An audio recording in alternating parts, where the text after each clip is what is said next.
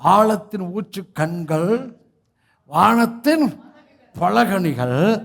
40 நாளா இரவும் பகலும் பெஞ்சுக்கிட்டே இருந்தது. இப்போ நான் என்ன சொல்றேன், நம்முடைய ஆழத்தின் ஊற்று வந்து இயேசு. வானத்தின் அப்பம் இயேசு, வானத்தின் ஒளி இயேசு, வானத்தின் சூரியன் இயேசு, வானத்தின் நட்சத்திரம் இயேசு.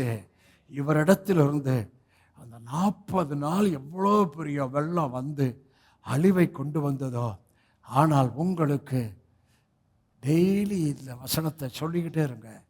இன்னிலிருந்து 40 நாள், இன்னைக்கு ஏசியன் கேடு, ஏசியன் சூரியன், ஏசியன் நட்சத்திரம், ஏசியனுடைய வானத்தின் ஒளி, ஏசியனுடைய வானத்தின் அப்பம், ஏசியனுடைய கண்மலை.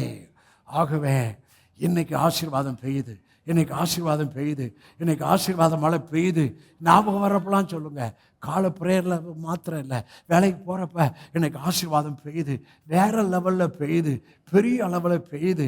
அற்புதம், அநேகர் ஆச்சரியப்படுற அளவுக்குள்ள அற்புதமாக பெய்யுது. அது கண்மலையாக இயேசுவுக்குள்ள, அது வானத்தின் ஏத்துல. உங்களுக்கு சொல்றேன், வானத்தின் பலகணிகளை உங்களுக்கு திறக்கிறாருங்க. ஹலோ, இப்போ இயேசுவ வானத்தில் என்னன்னு பார்த்தோம், இயேசுவா ஆழத்தில் என்னன்னு பார்த்தோம்.